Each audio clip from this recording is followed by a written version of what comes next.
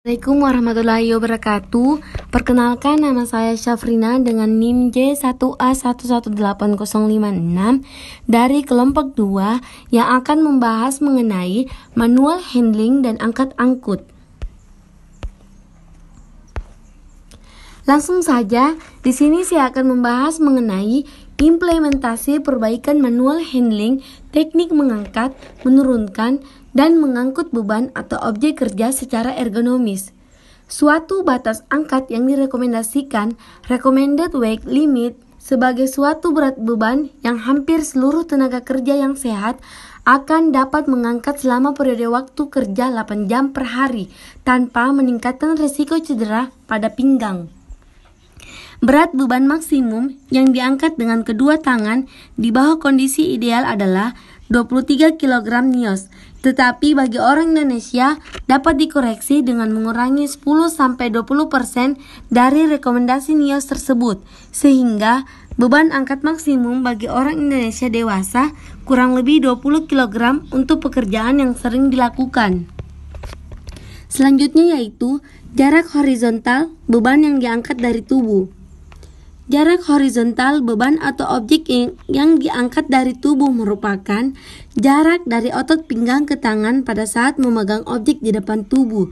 Semakin jauh jarak beban dari tubuh, maka akan semakin besar tekanan kompresif pada vertebrae dan disk. Berbagai karakteristik dari material dan tempat kerja yang dapat meningkatkan jarak horizontal adalah sebagai berikut. Yang pertama, lebar objek atau jarak di depan tubuh. Yang kedua, material atau penghalang antara pekerja dan objek. Ketiga, pekerjaan yang memerlukan suatu jangkauan ke depan tubuh pada saat memegang tubuh. Yang keempat, mengangkat objek dengan lantai, dan lain-lain. Baik, perkenalkan, nama saya Mardianti, NIM J1A1118062. Di sini saya akan melanjutkan materi yang telah dipaparkan oleh teman saya. Dan materi yang saya bawakan di sini mengenai pedoman bagi manajemen untuk aktivitas angkat yang aman. Seperti yang terlihat pada ilustrasi di samping, di mana ilustrasi tersebut menggambarkan bahwa perlunya pengukuran berat beban dan jarak angkut agar setiap aktivitas angkat yang dilakukan oleh pekerja dapat berjalan secara lebih aman. Sehingga ada beberapa hal yang harus dipertimbangkan bagi manajemen suatu perusahaan. Di antaranya yaitu pertama, perlu adanya suatu perencanaan aliran proses kerja yang tepat untuk menghilangkan aktivitas angkat yang tidak perlu. Kedua, perlu dilakukan pengurangan pada berat dan jarak beban atau objek yang diangkat dan diturunkan. Selanjutnya, pengaturan posisi landasan objek kerja pada ketinggian yang memungkinkan pekerja dapat mengangkat dan menurunkan objek di dalam power zone pekerja.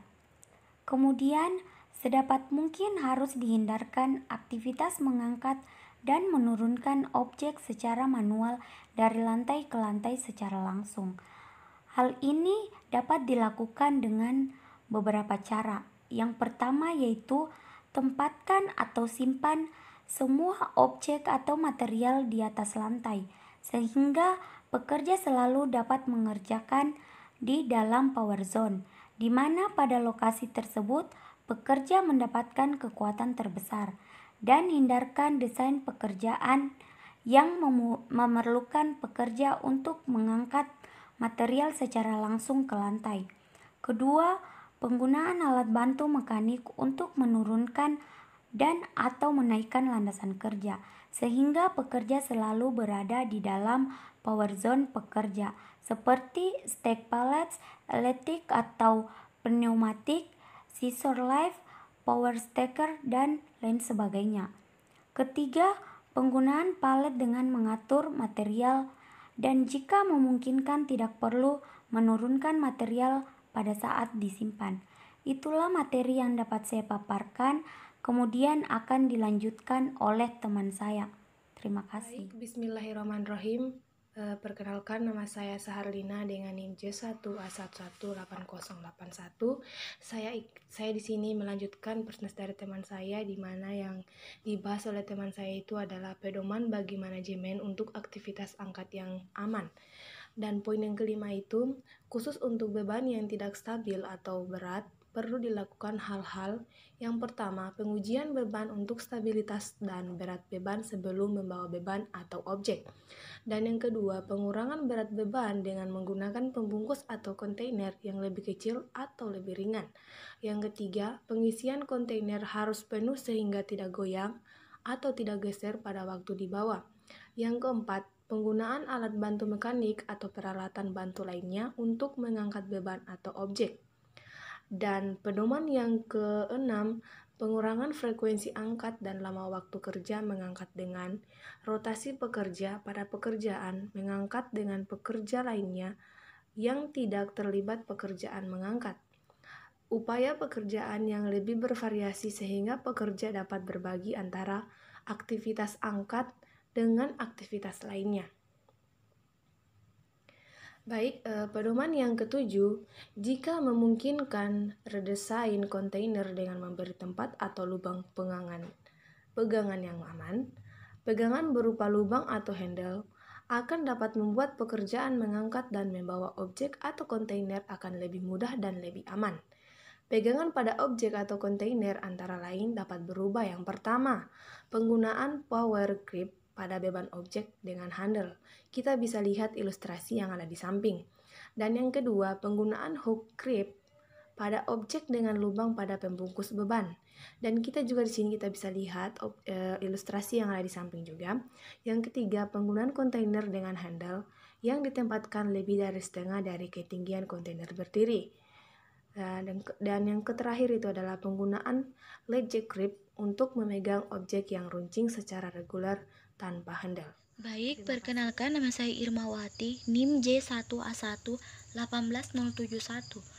Saya akan melanjutkan penjelasan mengenai pedoman bagi manajemen untuk aktivitas angkat yang aman.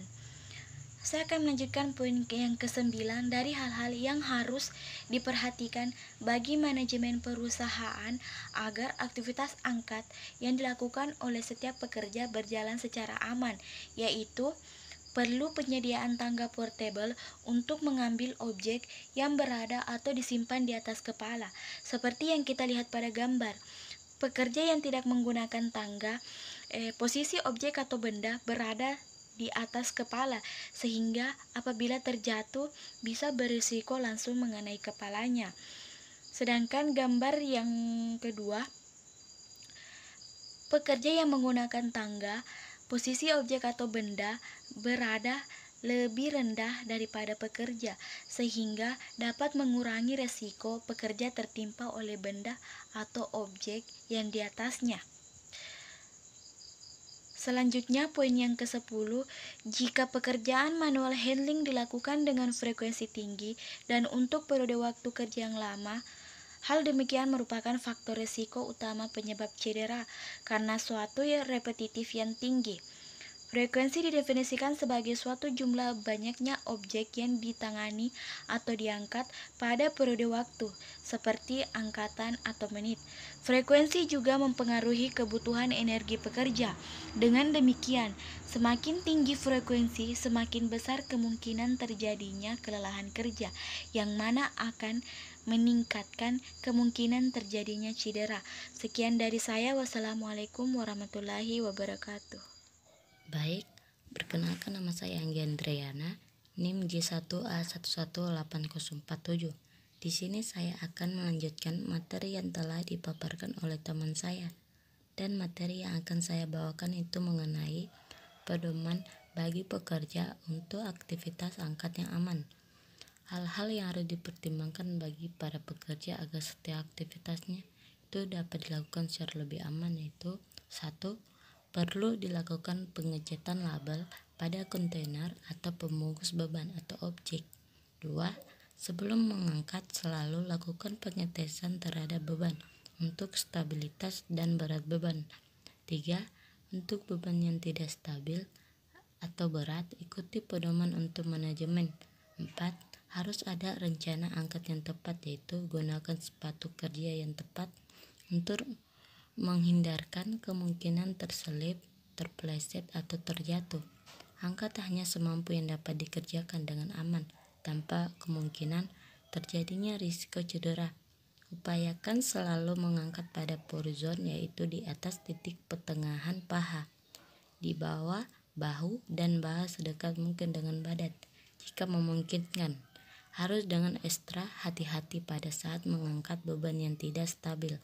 Jika harus menggunakan sarung tangan, maka pilih ukuran yang betul-betul tepat. Sekian dari saya. Assalamualaikum warahmatullahi wabarakatuh. Perkenalkan, nama saya Sherin Regita Ardana dengan NIM J1A1181043. Saya akan melanjutkan materi dari rekan saya, masih tentang hal-hal yang harus diperhatikan bagi pekerja agar setiap aktivitas mengangkat yang dilakukan dapat berlangsung dengan aman. Hal yang harus diperhatikan selanjutnya yaitu, jika pekerja harus mengangkat secara langsung dari lantai, hindarkan posisi pinggang membungkuk.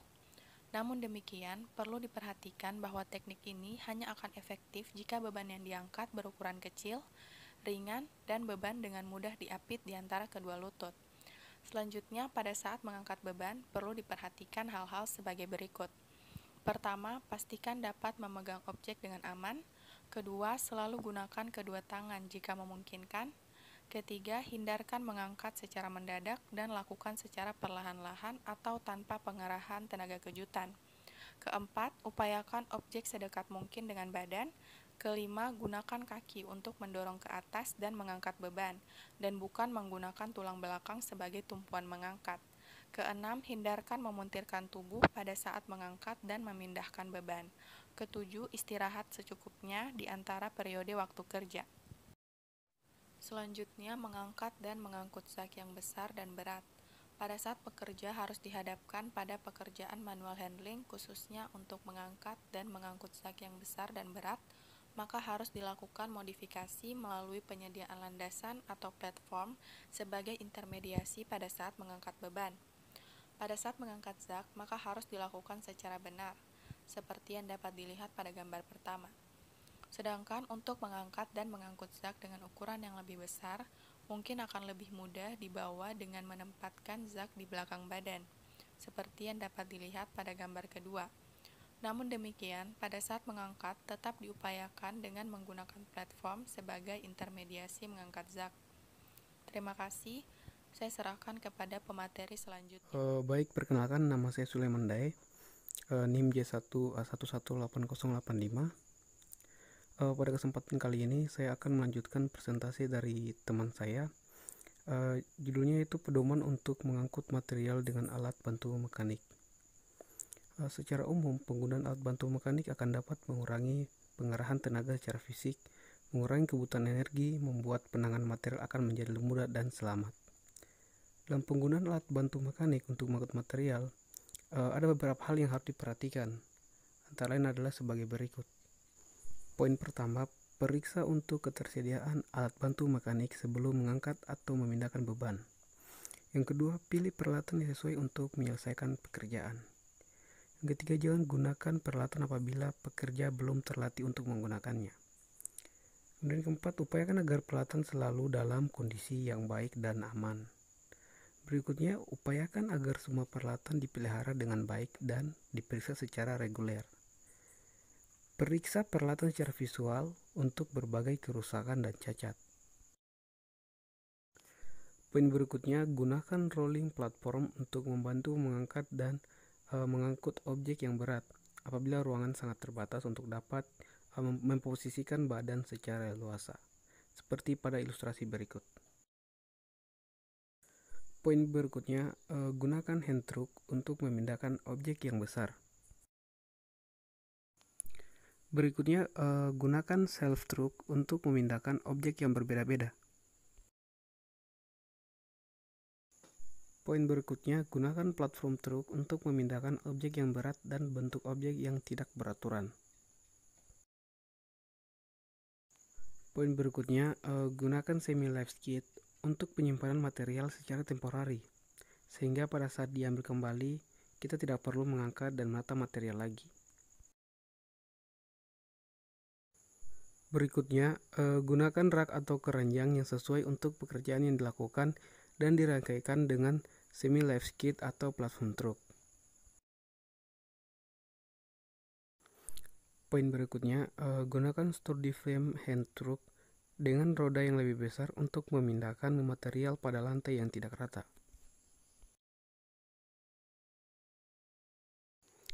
Berikutnya, gunakan pump truck untuk memindahkan material yang disimpan pada palet.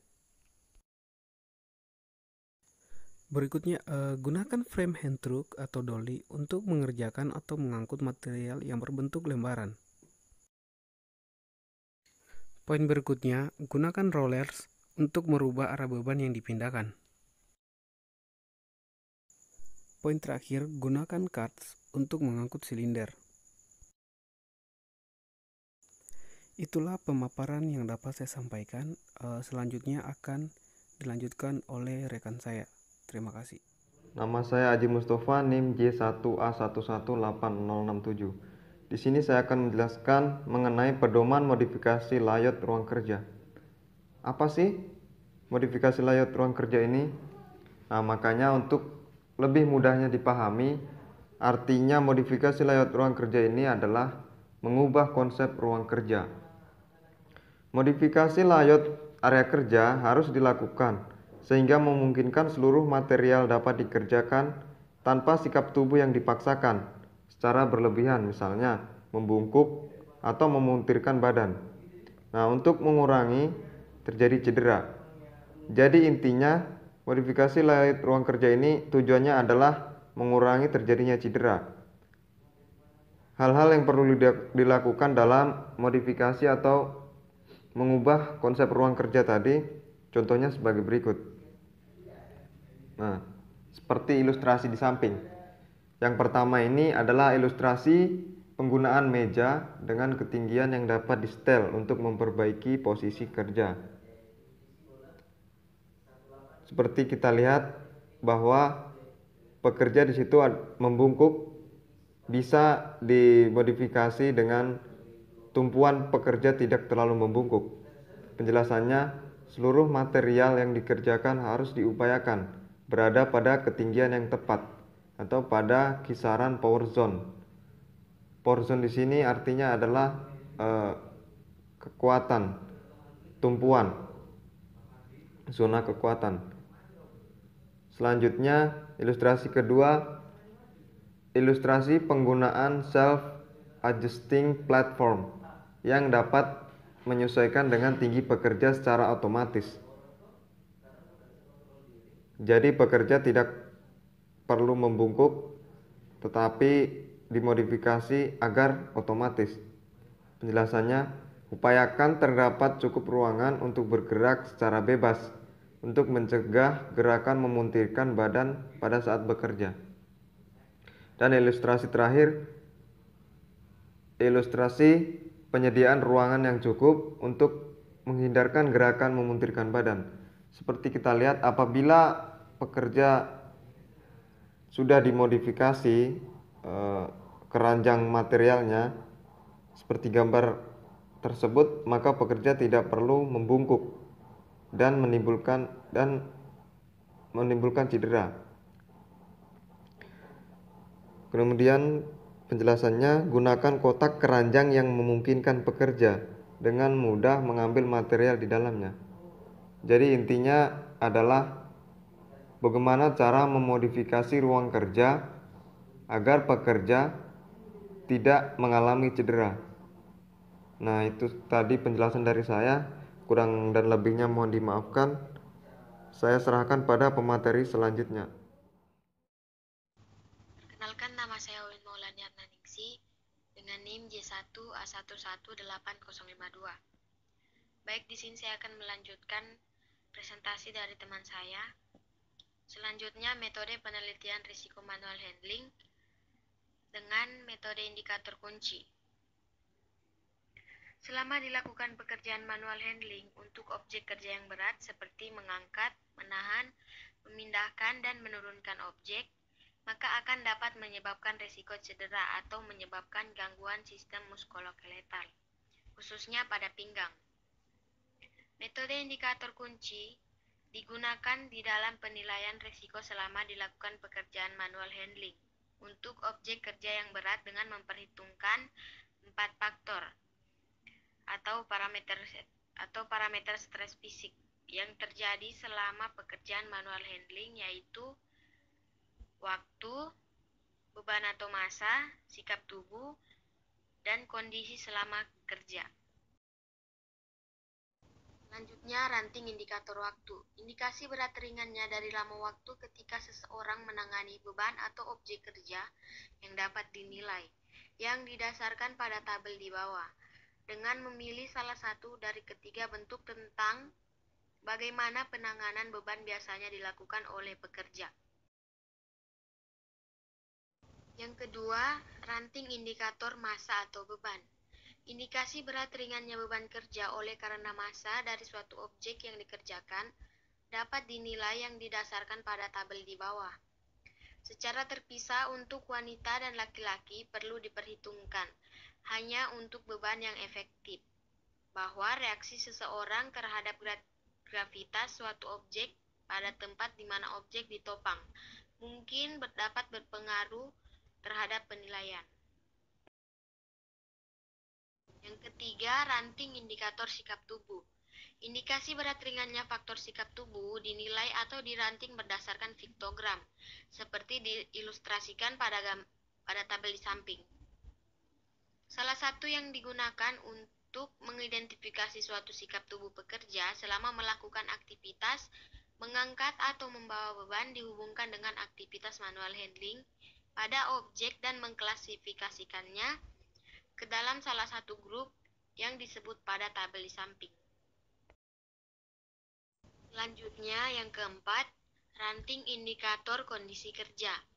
Pada saat menilai indikasi berat ringannya kondisi kerja, salah satu yang harus dipertimbangkan adalah kondisi kerja yang dominan selama periode kerja secara keseluruhan. Kondisi kerja dijelaskan pada tabel di samping agar dapat menentukan skor ranting indikator secara akurat di dalam hubungan terhadap beban aktual manual handling. Maka penilaian dilakukan dengan metode interpolasi. Nilai ranting didasarkan pada tabel di samping. Selanjutnya, penilaian akhir. Hasil penilaian adalah berupa skor atau O. Selanjutnya, O dihitung berdasarkan rumus sebagai berikut. O sama dengan T kali M tambah P tambah W. Didasarkan pada hasil yang dihitung akan dapat dinilai secara kasar tingkat resiko kerja selama pelaksanaan pekerjaan manual handling. Pada tabel di bawah menyajikan tingkat risiko dari hasil penilaian pekerjaan manual handling di tempat kerja. Sekian presentasi dari kelompok kami, kurang lebihnya mohon dimaafkan. Kami tutup dengan ucapan Assalamualaikum warahmatullahi wabarakatuh.